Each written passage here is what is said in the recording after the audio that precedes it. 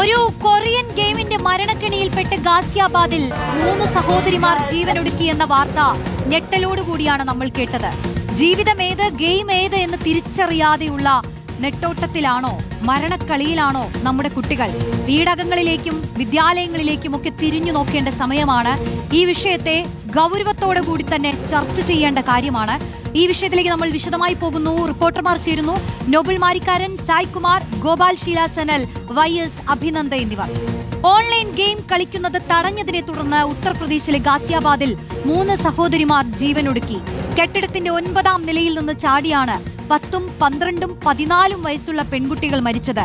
Covid കാലത്തിന് ശേഷം 3 പേരും കൊറിയൻ ഓൺലൈൻ ഗെയിമുകളിൽ അടിമപ്പെട്ടിരുന്നുവെന്ന് നമുക്ക് മനസ്സിലാവുന്നു. സ്കൂളുകളിൽ പോവുകയോ ഭക്ഷണം കഴിക്കുകയോ ഒന്നും ചെയ്തിരുന്നിരുന്നില്ല പോലും ഇവർ. ഗെയിമിലെ ആസക്തി ചൂണ്ടിക്കാട്ടി കുട്ടികളുടെ പിതാവ് 3 പേരെയും ശകാരിക്കുകയും തർക്കമുടലെടുക്കുകയും ചെയ്തിരുന്നു. ഇതിന് പിന്നാലെയാണ് ഇവർ ജീവനൊടുക്കാനുള്ള തീരുമാനത്തിലേക്ക് എത്തിയതെന്നാണ് അറിയാൻ കഴിയുന്നത്. എന്തായാലും വളരെ പ്രധാനപ്പെട്ട ഗൗരവതരമായ ഒരു വാർത്തയാണ്. നോബൽ മാരിക്കാരൻ ചേരുന്നുണ്ട് വിശദാംശങ്ങളുമായി. നോബൽ, നമ്മൾ ഈ വിഷയം ഗാസിയാബാദിൽ നടന്നതാണ്, പക്ഷേ കേരളത്തിലേക്കൊക്കെ നമ്മൾ തിരിഞ്ഞു നോക്കുന്നുണ്ട്. നമ്മുടെ കുട്ടികൾ ഈ ഗെയിം കളിക്കുക എന്നുള്ളത്, അതിൽ കളിക്കുമ്പോൾ അതൊരു വിനോദമാണ്, പക്ഷേ ജീവിതം ഏതാണ് ഗെയിം ഏതാണ് എന്ന് തിരിച്ചറിയാത്തൊരു അവസ്ഥയിലേക്ക് എത്തുന്നു എന്നുള്ളത് വളരെ സങ്കീർണമാണ്. ഇപ്പോൾ ഈ 3 സഹോദരിമാർ ജീവനൊടുക്കിയ സംഭവത്തെക്കുറിച്ച് നമ്മൾ കൂടുതൽ വിവരങ്ങളിലേക്ക് പോകുമ്പോൾ തന്നെ അവരുടെ ഗെയിമിൽ ഈ ആത്മഹത്യ ചെയ്യുക എന്നുള്ളത് ഒരു ഘട്ടമാണെന്നൊക്കെ കേൾക്കുമ്പോൾ ഞെട്ടലാണ്. ആരാണ് ഇത്തരം ഗെയിമുകൾ നിർമ്മിക്കുന്നത്, ഇത് പ്രചരിപ്പിക്കുന്നത്, ഇതെങ്ങനെ കുട്ടികൾക്ക് ലഭിക്കുന്നു, ഇവരിതിൽ അകപ്പെടുന്നത് എങ്ങനെയാണ് എന്നൊക്കെ ഓർക്കേണ്ടതുണ്ട്. നമുക്ക് വിദഗ്ധർ തന്നെ ഈ മണിക്കൂറിൽ ചേരുന്നുണ്ട്. നോബൽ, ആദ്യം നമുക്ക് ഈ കുട്ടികൾക്ക് സംഭവിച്ചത് എന്താണെന്നൊന്ന് വിശദീകരിക്കാം.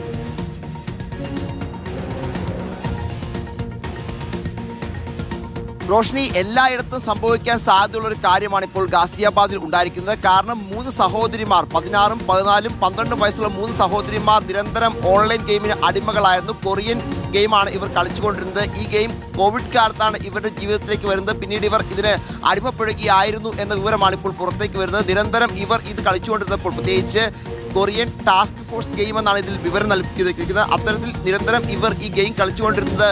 ഒരു ഘട്ടത്തിൽ മാതാപിതാക്കൾ അതിനെ നിയന്ത്രിച്ചു, അതിനെ ശകാരിച്ചു, അത് നിർത്താൻ ആവശ്യപ്പെട്ടു. ഇതിന് സമ്മർദ്ദം ശക്തമായതോടെയാണ് ഈ 3 കുട്ടികളും ഇന്ന് പുലർച്ചെ 2:15 9ാം നിലയിൽ ചാടി ആത്മഹത്യ ചെയ്തിരിക്കുന്നത്. കുട്ടികളുടെ പേര് നിഷിക, പ്രാചി, പ്രാഗി എന്നീ 3 പേരുകളാണ് ഇവർക്ക് ഉള്ളത്. എന്താണെങ്കിലും അത്യന്തം ദാരുണമായ സംഭവമാണ് ഉണ്ടായിരിക്കുന്നത് എന്ന് വേണം പറയാൻ. കാരണം കഴിഞ്ഞ കുറേ നാളുകളായി ഇവർ ഇത്തരത്തിൽ ഈ ഗെയിം നിരന്തരം കളിച്ചുകൊണ്ടിരിക്കുന്ന ആളുകളായത്. പോരാതെ ഈ 3 സഹോദരിമാരും അടുത്ത സുഹൃത്തുക്കളെ പോലെയാണ് ഇവർ ജീവിച്ചത്. പ്രത്യേകിച്ച് ഇവർ ഉറങ്ങുന്നത് ഒരുമിച്ചാണ്, കളിക്കുന്നത് ഒരുമിച്ചാണ്, സ്കൂളിൽ പോകുന്നത് ഒരുമിച്ച്. അത്തരത്തിൽ 3 പേരും വലിയ ബോണ്ടിലായിരുന്നു ജീവിച്ചുകൊണ്ട്. സ്വാഭാവികമായും ഇവരുടെ ഗെയിം കളിയിലെ ആസക്തി 3 പേർക്കും അതുകൊണ്ട് തന്നെ ഒരുപോലെ ഉണ്ടായിരുന്നു എന്ന വിവരമാണ് ലഭിച്ചിരിക്കുന്നത്. ഏതാണെങ്കിലും കുട്ടികളെ ഇത്തരത്തിൽ ഗെയിം കളിക്കുന്നതിൽ നിന്ന് മാതാപിതാക്കൾ നിയന്ത്രിച്ചു. അത് അവർക്ക് ഇഷ്ടപ്പെട്ടില്ല. അത് ഒരു വലിയ മാനസിക സംഘർഷം ഉണ്ടാക്കി. അതിനൊടുവിൽ അവർ കഴിഞ്ഞ ഈ പുലർച്ചെ ഇത്തരത്തിൽ 9ാം നിലയിൽ നിന്ന് ചാടി ആത്മഹത്യ ചെയ്യുകയാണ് ചെയ്തത്. സോറി പപ്പ എന്നെഴുതിയ ഒരു ആത്മഹത്യാക്കുറിപ്പും ഇതുമായി ബന്ധപ്പെട്ട് കണ്ടെത്തിയിട്ടുണ്ട്. അല്ലെങ്കിൽ ഓൺലൈൻ ഗെയിമുകളിൽ എന്തെല്ലാം അപകടങ്ങൾ ഒളിഞ്ഞിരിക്കുന്നു എന്ന് വ്യക്തമാക്കുന്നത് കൂടിയാണ്